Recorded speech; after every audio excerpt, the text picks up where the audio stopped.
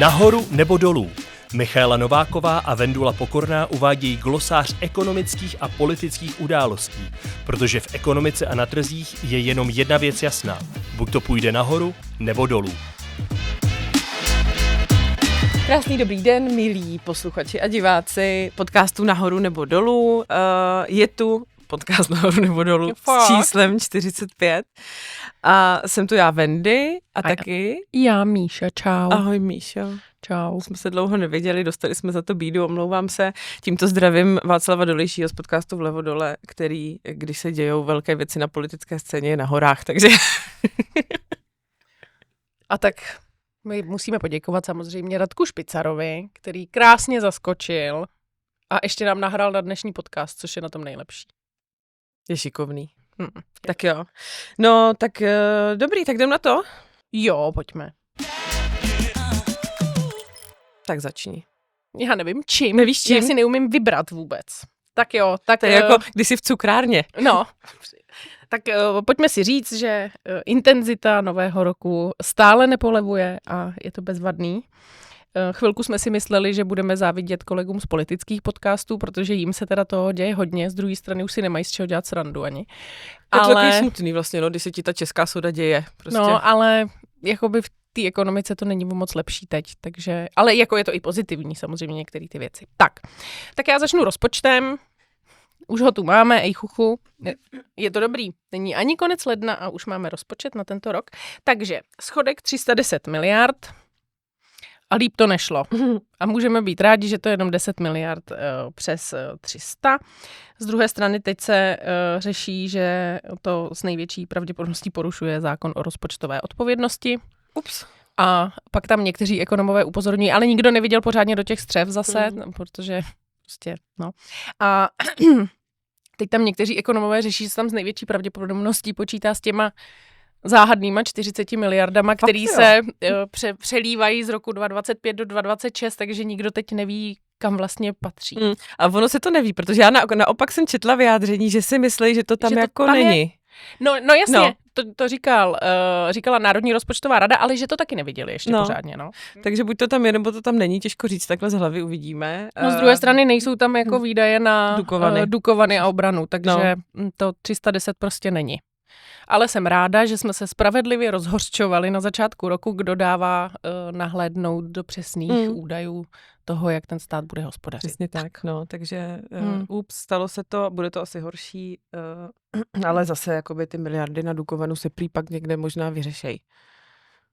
No, tak on to zaplatí. Říkala ministryně financí. Ten ČES. To pak začne řešit. Co bude státní, takže no, to je jedno. No nic, dostaneme se k tomu. Mě teď zní hlavou písnička Oops, I did it again, protože si řekla ups, promiň. Nemáš vůbec zač, pustíme si to do podkladu. Tak možná ještě důležitá věc je, že tenhle ten rozpočet nebo ten deficit, který je navržený teď v tuhletu chvíli tedy, tak je o 24 miliard vyšší, než byl ten původní vlády. Ten špatný.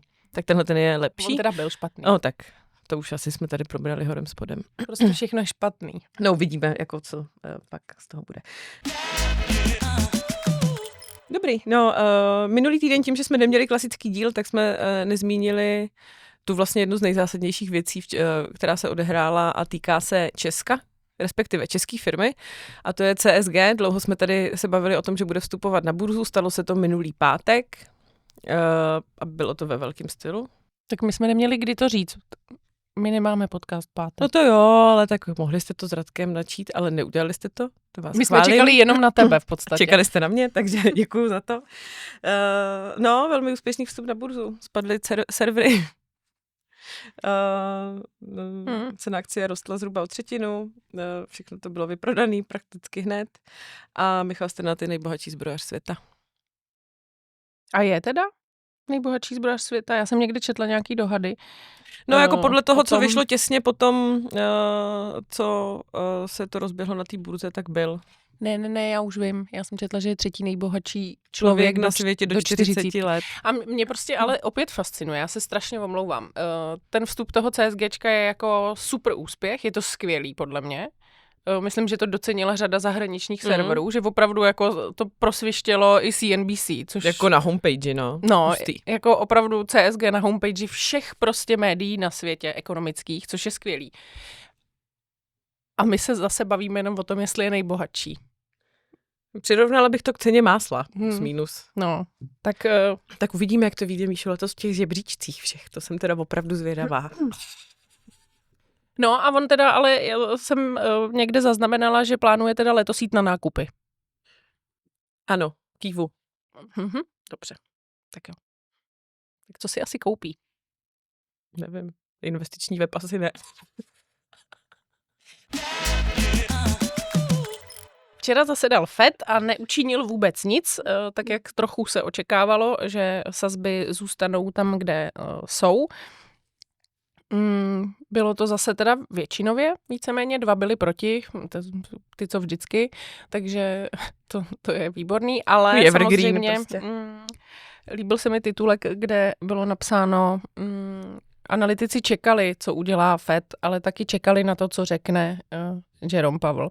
Takže na to se tak trochu čekalo a on byl takový jako vlastně velmi praktický, mi přišlo v těch rozhodnutích. Normální. Ku podivu v tom svém projevu říkal i věci typu, reagoval na to, jestli lidé mají nebo nemají ty drahé půjčky, že říkal, že ty šéfové těch centrálních bank v těch menších regionech, tak to tam vlastně jako vidí, vnímají ty problémy, ale že je asi důležitější, aby ty lidi měli levný zboží než levný půjčky. Takže se zaměří furt na tu inflaci, než prostě myslím, že na to, aby se zlevňovaly úvěry. No, takže si zase podle mě trošku tak jako rejpnul, no, malinko. Už se mu to krátí. I to už je takový evergreen. To bude dneska, myslím, takový slovíčko, který podle mě se dnešní podcast bude jmenovat evergreen. Že my tady vlastně jako mluvíme o těch věcech, které se staly, ale vlastně nikoho nepřekvapujou. Amazon propouští, to oznámili to už, tuším, že to byla Reuters agentura, která to oznámila, už minulý týden oznámila, že Amazon plánuje zrušit celkem asi 30 000 firemních pozic. A teď teda v tuhletu chvíli Amazon propouští 16 000 lidí. A podle nich teda aspoň je to způsobeno tím, že v covidu nabírali hrozně moc zaměstnanců. A teď teda i kvůli digitalizaci, umělé inteligenci a těm procesům automatizačním je tedy asi budou znovu propouštět. Optimalizace se tomu říká. To je takový to hezký slovo, když propouštíš lidi. A nechceš to říct. Dobrá. Já tady, prosím tě, mám poznámku, že bychom se měli bavit jako o zlatě, aspoň trochu. A je to hrozně vtipná poznámka, kterou jsem si napsala včera, která dnes ráno už neplatila a vlastně jenom proto to chci zmínit, protože jinak by nebylo třeba se o tom moc bavit, ale já jsem si tady včera napsala, cena zlata ve středu poprvé překročila hranici $5200 a dnes ráno jsme se zbudili a cena zlata překročila hranici $5500. No a vzhledem k tomu, že to natáčíme ve čtvrtek ráno, tak podle mě ve čtvrtek odpoledne, když to půjde ven, to bude všechno úplně jinak, takže jako o zlatě se samozřejmě bavit můžeme, ale je to takový vošajstlik. Jako no ne, jako tam asi jenom chvíli. Je třeba říct, že je to teda jízda, jako v tom posledním týdnu. Je to, jako použila bych na to naše přisprostlé slovíčko, který často používáme, ale nebudu ho dávat do éteru. Leda, že by ho Jirka vypípal. No. Prostě už se mi to zdá trošku přepítat. No ono to jakoby je, z druhé strany, když se podíváš na dolar, co dělá dolar, tak ono to jde ruku v ruce vlastně, jo? No. Jako pád dolaru a růst zlata. Hele, dolar, nejnižší hodnota na tom indexu od února 2022 a Donald Trump, cituji, ne, myslím, že je to skvělé. Hodnota dolaru, dolar si vede skvěle. Tak on to vždycky chtěl. Jasně, a má to. Takže vlastně je pravda, že on to nikdy neřekl, že jo, nahlas, protože to jako nemůže vlastně úplně takhle jako říct explicitně. Ale má to rád prostě, to rád, takže aspoň něco se mu opravdu dobře daří. No a samozřejmě, že na tom hypeu toho zlata se veze i stříbro, že jo, to je jako, to je jasný. Tak uvidíme, no. Myslím, ale že příští je to týden možná trochu nabublalé. Je to trošku malinko to probublává. Tak uvidíme.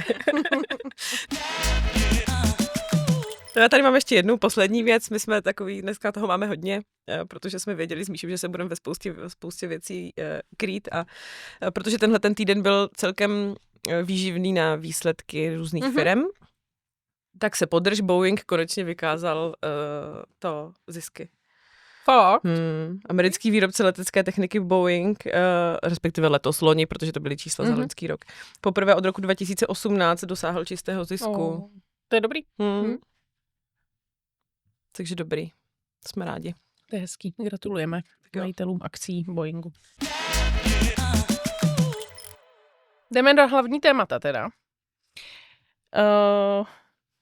My jsme se rozhodli, že se podíváme na pozitivní zprávu, která vzešla z Evropské unie, o které my jsme tady trochu mluvili minule s Radkem Špicarem a z té pozitivní zprávy vyplynula pak negativní zpráva takže je to takové ambivalentní. Nicméně, jedná se o dohodu Evropské unie a Indie, která konečně po 20 letech spatřila světlo světa a měla by začít tedy platit, pokud se nestane nic zásadního. A je to vlastně největší obchodní dohoda, kterou si tady teď můžeme zrovna představit. Dobře, takže začneme tou Indií. K tomu negativu se dostaneme až později. Souhlasím s tebou. Buďme optimisté. Jo. No, jasně, jako je to jako fantastický, že jo, protože Indie jako nejlidnatější stát světa doteď, nebo takhle, oni tam ještě stále jsou, než se ratifikuje ta dohoda, snad to nedopadne jako v tom případě, který budeme jmenovat potom, tak se mají celkem razantně snížit cla na ty výrobky, které Evropská unie nebo země Evropské unie tam chtějí vyvážet, což ve velké většině případů bude strojařina. Jsou to auta, tam je to takový jako, tam jsou teďka hodně velký cla, že v některých případech jsou už snad kolem 100%. 110, no. No a měli by se snížit jako hodně. Na 10. V nějakém čase, nebude to najednou prostě a tak dál. Na druhou stranu, konkrétně třeba, když se podíváme na Škodu Auta, tak tam má tam fabriku přímo, takže třeba ty evropské automobilky, které přímo v Indii tu fabriku mají, tak těch se to asi zas až tak moc nedotkne, protože ty se samozřejmě přizpůsobili tomu trhu nebo tomu fungování toho trhu, který je stávající. Takže si tam otevřeli fabriky tak, aby se to clo jich netýkalo a mohli na tom trhu působit. No, ale jako samozřejmě... jsme do takového detailu zbytečného na začátku. Že jsme ani neřekli pořádně to, co se stalo, víš? A rovnou jsme už Škodovky. Já jsem tam šla a rovnou jsem tam zabrousila. No, takže nic, zpět, vrátím se o úroveň až 3 nahoru. To znamená, že by měly téměř vymizet celní bariéry, které jsou mezi Evropou a Indií. Ne úplně, ale v některých případech zcela tedy, což znamená, že z Evropy by se tam měly víc tlačit strojařina, prostě průmyslové výrobky a tak a zpátky prostě z Indie do Evropy samozřejmě taky ten obchod bude fungovat. Ale jsou tam jako nějaký rozdíly, ke kterým se asi dostaneme. Je to tak a vlastně v důsledku by to mělo ušetřit jako miliardy eur ročně. Jenom na těch clech vlastně. Jenom na těch clech, což je vlastně super zpráva. Je to opravdu úspěch, protože Indie není jednoduchý trh na to, aby si pouštěla jen tak jakékoliv zboží a služby a dohody na svoje území, takže to je velký úspěch. To vyjednávání bylo opravdu dlouhé a kdybychom to měli asi shrnout do jedné věty, tak je to odpověď na Trumpa a na jeho cla. Určitě. Je to diverzifikace trhů a je to to, že Evropa a vlastně i Indie, protože můžeme se bavit o tom, že Indie tak ta má 50%, si myslím, od Spojených států cla. Myslím si, že jo. Tak jsou přesně teď v té pozici, že musí hledat nové trhy a pokud si najdeš 4. největší trh nebo ekonomiku na světě, tak to asi dobrý. No, myslím si, že je to správně. Samozřejmě za prvý, jako to, že to přichází v tuhletu dobu, jednalo se na tom, ty už si říkala, prostě strašných let. Stejně jako v tom druhém případě, který budeme zmiňovat. A ještě asi se nějaký leta jednat bude, to nevadí, vrátíme se k tomu. Ale je to přesně opak toho, co prostě dělá ten Donald Trump a myslím si, že to je dobře, protože ačkoliv na jednu stranu tady vidíme, že ty celní bariéry vznikají nový, tak tady se snažíme, aby se bořili.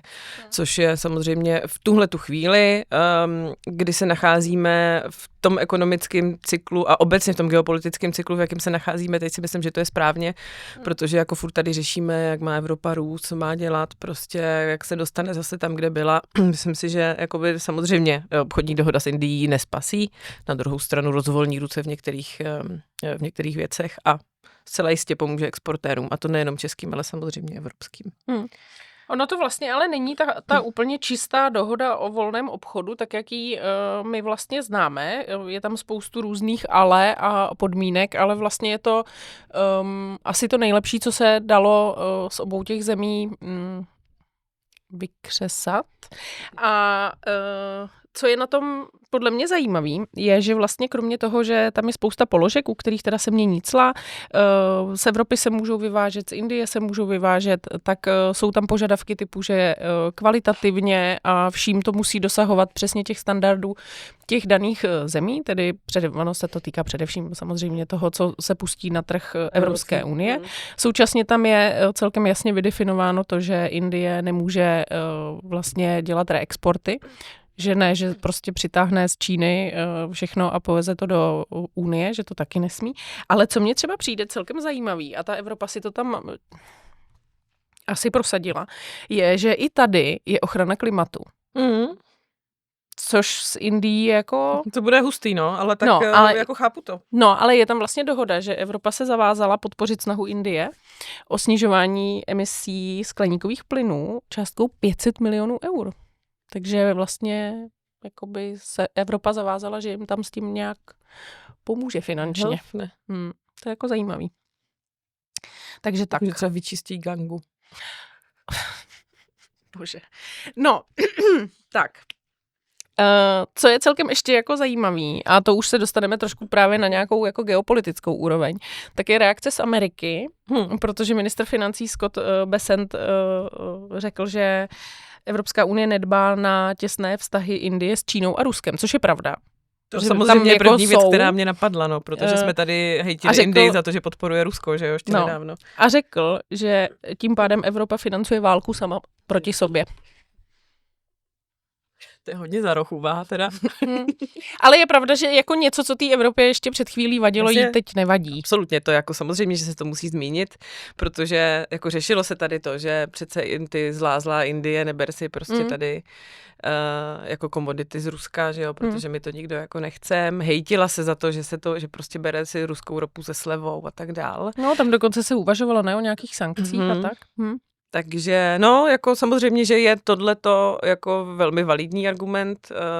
Na druhou stranu to, že Evropa financuje válku sama se sebou, je hodně za roh teda, no. No, nějaké jako sama se sebou teda. No, Zeptáme se. Zeptáme se. Máme dotaz tak, na ministerstvo financí. Pojďme možná ještě trošku do konkrétna, než načneme ten druhý příklad, který chceme.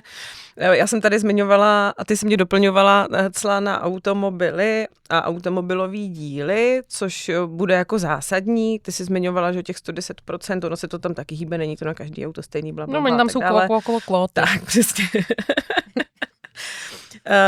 No, takže to by se mělo snížit na 10%, automobilových dílů by to mělo být za nějakých těch, nevím kolik, asi 5 nebo kolik 10 let by měly být zrušený úplně. Pak tady jsou cla, který teď jsou 44% na stroje, pak tam jsou nějaké cla chemikálie, léčiva a tak dál, což jsou ty věci, které chceme my z Evropy vyvážet do Indie, tak ty by měla být z velké části zrušený úplně. A já se možná přehoupnu. Máš k tomuhle něco ještě? Protože já mám tady takový hezký oslý můstek, jenom na tu druhou dohodu.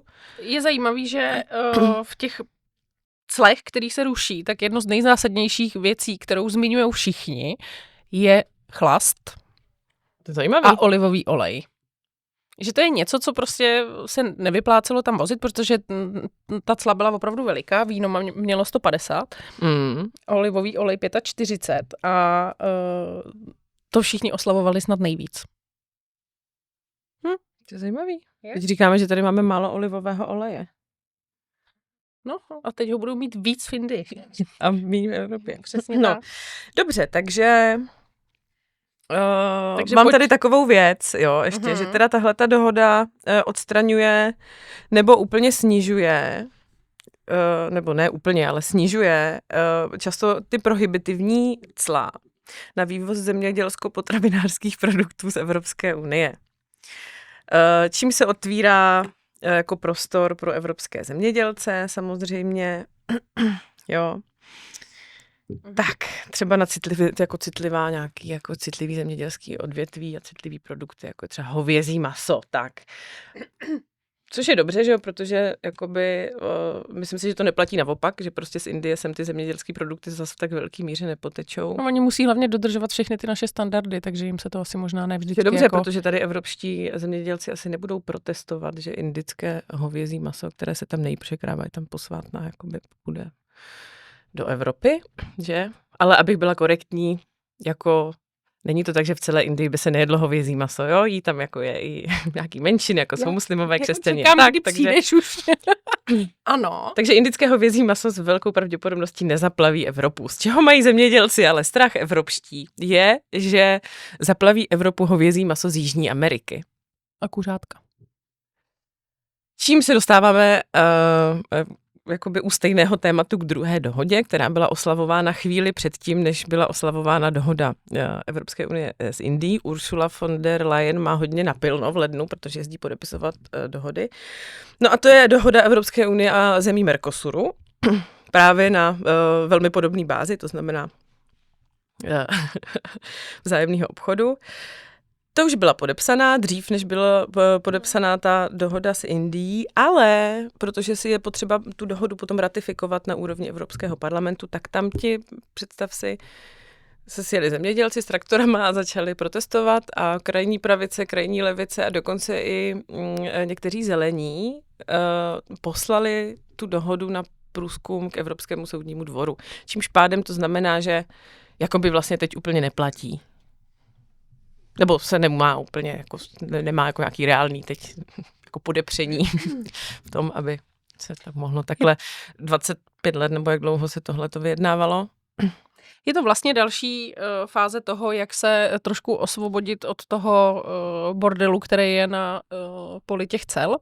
Takže jednání s, jen tak mimochodem Mercosur, to je Argentina, Peru, Uruguay a Paraguay, takže chápu chovatele skotů v Evropě, že se bojí Argentinců, protože mají lepší toho hovězí.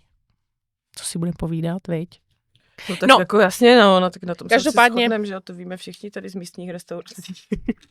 No, každopádně ale ne, dlouho se na tom jednalo a bohužel se stala taková věc, že ač jako můžeme chápat obavy zemědělců některých z toho, že prostě bude na trhu hodně konkurence a oni budou v nedobré pozici, tak z druhé strany se kvůli tomu teď aktuálně pohřbilo jako strašně moc jiných položek, které byly mnohem důležitější pro tu Evropskou unii. Což je vlastně jako na tom celém jako problému nejsmutnější, protože Jižní Amerika, jestli něco má a Evropa to nemá a jedná o tom celý svět, tak jsou třeba ložiska vzácných zemin. A ty se hodí jako teď, jo, docela v této době musím říct, nehledě na to, že Čína tam ve velkým rozšiřuje svůj vliv, takže by bylo dobrý tam jako prostě být tam co nejdřív a být tam za nějakých dobrých podmínek. Což teda na to papíře už vypadalo, že bude a plus taky je tam velký potenciál pro průmysl v těchto zemích a ukázalo se, že ne, protože my budeme řešit krávy a kuřata.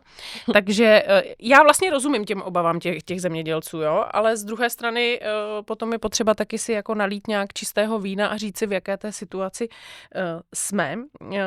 Já jsem to tady našla, jo.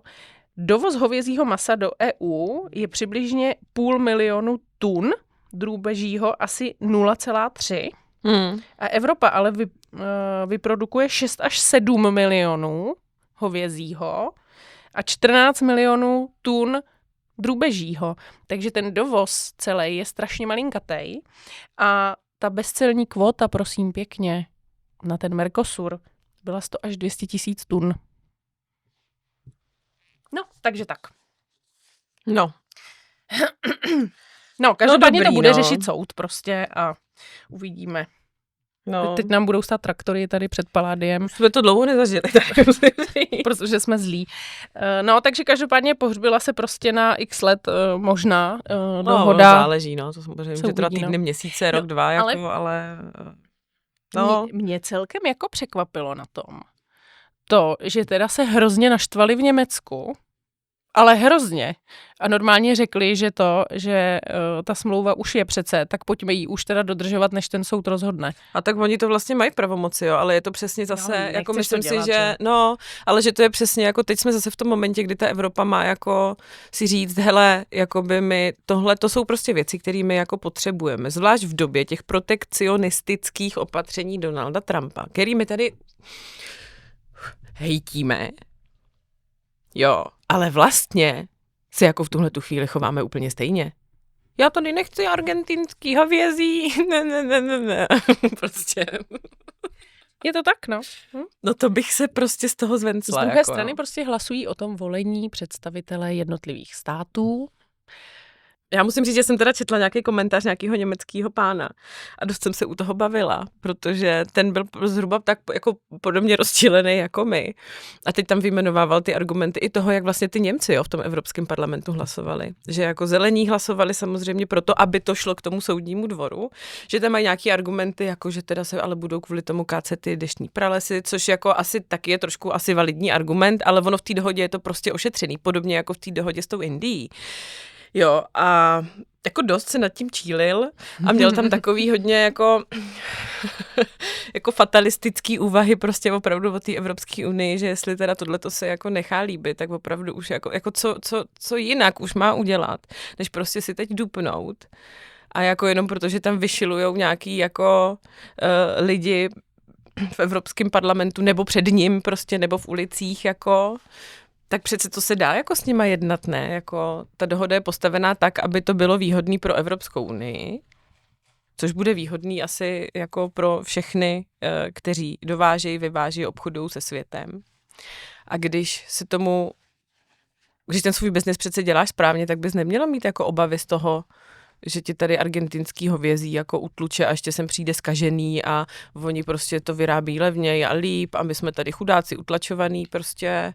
Já nevím, no. Myslím si, že jako teď je přesně čas na to, aby ta Evropská unie trošku se chytla za nos jako a něco udělala a ne, že tady budeme zase 5 let tančit kolem toho, že jsme si udělali dohodu, ale jako vlastně nám úplně k ničemu, jo. No nehledě na to, že my máme něco, co se jmenuje dotace, ještě navíc, jo. Takže ty dotace k tomu zemědělskému sektoru prostě proudí. Nemyslím si, že jsou malé úplně. No a pak tady budeme sedět a brečet, že nás Čína už teda opravdu předběhla a my teda jsme chudáci a potřebujeme víc dotovat ve všech různých jiných odvětvích. No ale zase si dáš dobrou českou stračenu. No nic, tak pojďme dál. No. Já bych teda ještě jenom, já jsem teda zapomněla u té dohody, víš, jak jsem ti psala ráno, já jsem totiž to jako pročítala si tady ten mezinárodní obchod a když jsem četla ty různý tiskové vyjádření toho, jak jsme se tady chválili za tu Indii, tak teda tam bylo tiskové vyjádření, bylo tam vyjádření přímou řečí Josefa Síkely, který už se dávno předtím sám setkal s ministrem zahraničních věcí indickým, takže prakticky to vyjednal celý sám. Tak bych jenom tady chtěla mu gratuluju. říct, že ani tato historka není o něm, ale vlastně jsem se u toho pobavila, protože jakmile jsem viděla Josef Síkela říkal, tak jsem úplně jako předpovídala, co tam bude napsaný a ono to tam bylo. Já jsem se setkala v zahraničí indickým. Takže no, takže tak. Takže teď přitom se hodně nadřel ten slovenský ministr, což je jako zásadní celkem, teda ministr, Maroš. Pardon. Maroš. Ne ministr. Maroš, no. No, komisař. Tak, jdeme do druhého tématu. Tak, teď jsme se trošku rozčílili a teď pojďme zase. To vezmeme v rychlosti. Se nerozčilovat už. Tak, druhé téma. Druhé téma, pojď. Druhé téma, u kterého se asi víc bude rozčilovat zase naopak Míša, než já. Já budu jenom poslouchat, budu trpělivá, budu ti klást zvídavé dotazy. Slyšeli jsme tady na konci loňského roku ze skupiny Seven, že chce ukončit provoz některých uhelných elektráren. Toto rozhodnutí se teď přezkoumávalo a zjistilo se, že to nebude tak úplně černobílé, že bude potřeba, aby ten zdroj ve Chvaleticích dočasně jel dál. Je to tak. 2 bloky ze 4. Ono se na to hodně čekalo, protože ta debata o tom, jestli vlastně celá ta soustava je připravená na to, aby se odpojily všechny ty stabilní zdroje, je tady aktuálně jako velmi intenzivní. A to, že z největší pravděpodobností by to možná trošičku mohl být problém v určitých situacích, to se vědělo, ale jenom podotýkám, že to není o tom, že kdybychom odpojili celé Chvaletice, takže nemáme elektřinu. Jo? Tý tady máme dost, to není vůbec problém, odpojit se to může. To byly nějaký propočty, to dokonce i ČEPS řekl. Není to tak, že musíme mít Chvaletice, protože jinak tu zhyneme na nedostatek. To ne. Zimu a na nedostatek elektřiny. Ale je to tak, že když je odpojíme, tak budeme mít zásadní problém v té oblasti s tím, že kdyby se cokoliv stalo, tak by to prostě nemuselo dobře dopadnout. Například blackout, tak vy potřebujete nějaký stabilní zdroj, který nahodíte jakoby líp a tak dále a tak dále. Takže prostě ČEPS, na což se čekalo, přišel tedy s tím, nejde to, minimálně prostě půlku Chvaletic musíme nechat zapnutou. Je to z nějakého důvodu, řekněme, jako bezpečnosti a stability té sítě, asi takhle by se to dalo shrnout, si myslím.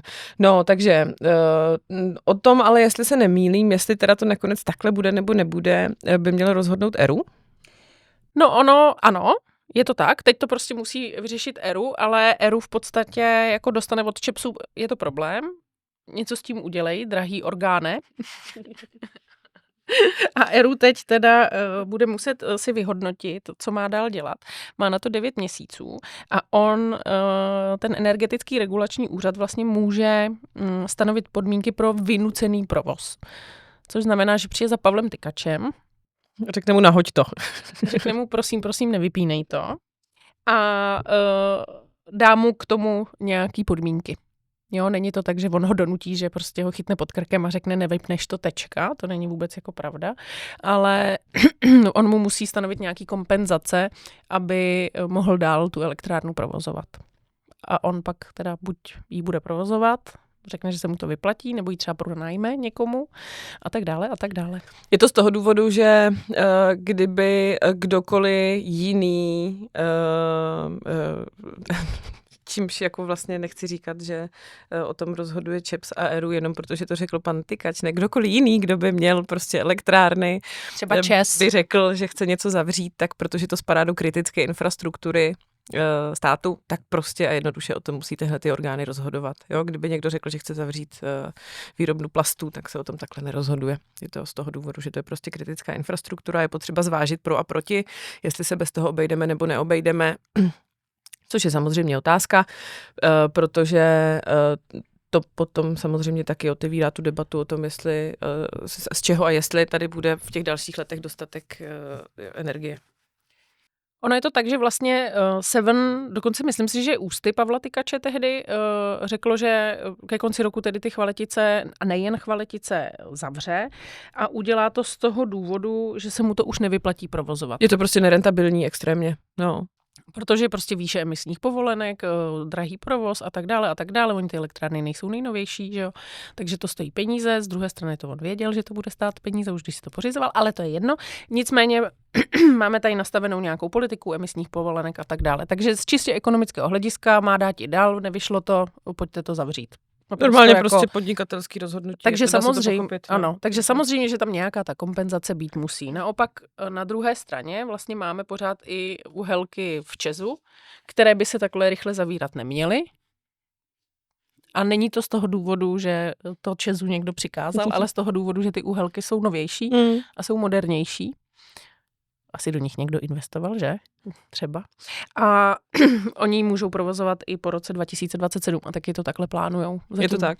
Je to tak. Zatím... A taky teda ne, že by to tam taky bylo nějak extrémně rentabilní, jo, to asi taky si myslím, že to... Jako extra ne, ale pořád se to ještě jako vyplatí, protože pořád ten management vlastně musí být jako odpovědný za to, aby to nějak vycházelo. Oni říkají, že vlastně oni ty uhelky budou provozovat do roku 2033, ale nějak tam už zmiňují takový to, že by to mohlo být 2030, ale to všechno vlastně bude záviset na tom, jak se budou vystavovat ty nové zdroje. No a když už jsme teda u ČEZu a u energetiky, tak já ti ještě nahodím na jednu věc, která se stala. To je to, že minulý týden řekl Karel Havlíček, prakticky už vlastně jako explicitně to pojmenoval, že už letos stát zahájí přípravné kroky k zestátnění ČEZu a za rok, plus minus rok a půl, by mohl začít výkup minoritních akcionářů. Nebylo to cenotvorné. Je to spekulativní záležitost. My jsme pouze zopakovali, co je v programovém prohlášení a to platí. Řekl pan Havlíček na to, když se ho ptali, co říká na to, že po jeho výroku byl výplach na pražské burze. No a zajímavost taková, protože jsem tady tohleto pondělí mluvila s Michalem Samotanem a explicitně jsem se ho ptala na to, jestli právě tohleto vyjádření bylo to, co mohlo za ten výplach na burze, respektive na ČEZu. Tak mi řekl, že jako z logického hlediska si on myslí, nebo nedovede si představit, jako koho by to vedlo k tomu, aby prodal ty své akcie. Ale jako bavilo se, nebo jako v médiích se objevily výroky v souvislosti s tím, že by to jako na druhou stranu za to mohlo, tohleto vyjádření Karla Havlíčka mohlo za to z části samozřejmě, že cena akcí ČEZu takhle poklesla. Hele, jako byl to double. Ten investor v tu chvíli na tom trhu měl dost dobrou možnost nastoupit do jiné české firmy jménem CSG, ale z druhé strany prostě jako nebudeme si lhát, že to, že tady zase vládní představitelé říkají teda, co se bude vlastně dít, tak tě může motivovat k tomu prostě jenom, já už se o tom nechci dál prostě bavit. Už jsem na tom stejně vydělal dost a dejte mi pokoj prostě, já si koupím CSG a nechte mě bejt, český státe. Víš, jako, no, je to ale zajímavý, protože ten plán už má jako celkem obrysy. On opravdu řekl, že je rok a půl a stane se to.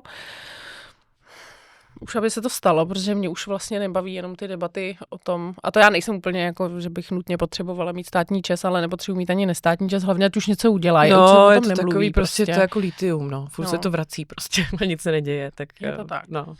No, z druhé strany já musím teda říct, že když se tady bavíme o tom, že vlastně přijde někdo a řekne, nevypínejte ty uhelky, prostě nedopadne to dobře, tak je to celkem jasný signál, především pro ten stát si myslím, že se má zamyslet, co všechno je potřeba proinvestovat v rámci té energetiky tak, aby to začalo všechno fungovat. A kdy je potřeba to proinvestovat, jo? A ono toho času moc není. Prostě no a já jsem byla minulý týden na konferenci o energetice a musím říct, že vlastně to bylo hrozně zajímavý, jak se tam všude linulo to, že všichni říkají, my prostě to dělat budeme, ale dejte nám nějaký jako rámec, nějaký jasně stanovený podmínky, jak to bude vypadat, jaká bude podpora, nebude podpora. Nějaký farplán prostě něčeho, jako normálně biznisově potřebuješ stejně jako s těma clama, stejně jako ze vším prostě potřebuješ přece vědět, co bude.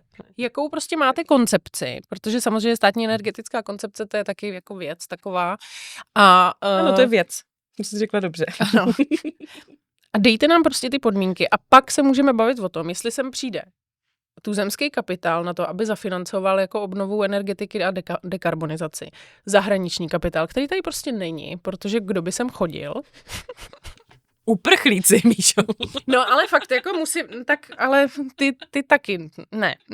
Nezafinancujou asi dekarbonizaci energetiky a průmyslu. A to jsou prostě obří částky, jo.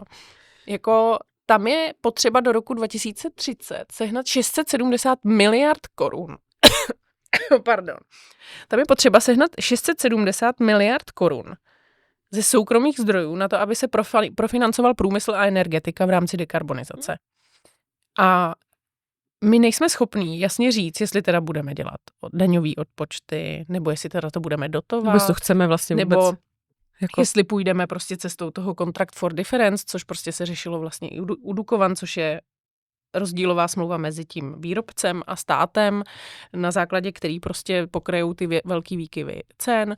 Pak existuje spousta jiných mechanismů, který to dělají i mezi jako tím průmyslníkem a tím výrobcem, aby prostě si to jasně jako dali do kontextu. A my nějak tak jako nevíme. No tak možností je mnoho. Víš, to je prostě takový, co když přijdeš do obchodu a máš tam hrozně věcí na výběr. Se neumíš rozhodnout prostě. Tady ale podle mě nikdo do toho obchodu nepřišel ještě. Víš? Jako je tady se dívají jako tam já nepůjdu, tam je teď jako za výlohou. No, a nechceš tam jít, protože tomu nerozumíš. Ne, protože tam nikdo není, že jo? To je jako když chceš jít do toho obchodu si něco koupit, ale nikdo tam není a ty máš strach, že by ta prodavačka se na tebe moc koukala. Je to tak. Takže si myslím, že spíš než zestátnění ČEZu by se teď vlastně mělo řešit, jak teda připravit tu soustavu na to, že vlastně vůbec se budou odpojovat ty zdroje. Tak. No jasně, no, protože je končíme. potřeba jakoby nějakou tu energii taky tady mít, že? Nemůžeme všechno odpojit a pak to prostě pak nic nepřipojit, to není teď možné. Zase budeme pozitivní, jak jsme si řekli na začátku tohoto tématu. Té energie je dost zatím. Jo, to je dobrý. Ježiš, Habakuk. Normálně můžete dál prostě svítíte doma normálně. Svítit a koukat na telku. No nic, tak. Prosím vás, my příští týden, tedy v úterý 3.2. máme konferenci Market Mood, takže se na ní moc těšíme. Už je všechno vlastně hotové? Jako takhle úplně bych to nenazývala, ale téměř hotové to je. Tak myslím programově, jestli bychom vytiskli letáky, to lidi nemusí zajímat. Jo, já si myslím, že musí. Protože jestli chcete leták s programem, tak by bylo dobré, abyste přišli 3.2. do spojky Karlín a nejen leták s programem si můžete odnést jako suvenýr. No, ještě nějaký vstupenky jsou. Na co se tam, Wendy, těšíš nejvíc? Já na co se těším nejvíc? No, já vlastně tam nemám žádnýho favorita. Já si musím jako říct, že já jako extrémně dobře mám pocit, teda nechci nás chválit jako dopředu, ale myslím si, že jsme to složili fakt zajímavě, že každý si tam najde něco, protože se budeme věnovat jak tomu velkému výhledu prostě na rok 26, tak ale třeba i regulaci vlastně ve všech směrech. Budeme se věnovat private equity, kryptoměnám, ale velice podrobně se podíváme i třeba a pro malé skupinky lidí skrz workshopy třeba na to, jak si sestavit portfolio nebo jak na prop trading. A myslím si, že pro ty lidi, kteří jako si něco chtějí oskoušet, jsou začínající investoři, anebo vlastně ale i zkušení, tak každý si tam něco najde a jako bude to zajímavý. Nebude to rozvleklý. Já se těším nejvíc na tebe. A bude tam dobré jídlo taky. Já se taky těším nejvíc na tebe, ale podle mě se vůbec neuvidíme. Ne, to neuvidíme. No, takže kdo chcete, tak přijďte, ještě pár posledních míst tam je. Něco se tam ještě vyškrábne. Ale už vlastně ne moc. Tak přidáme židličky. Překvapená. Nebo budete stát. Tak jo. Tak se mějte. A už bych neříkala nic.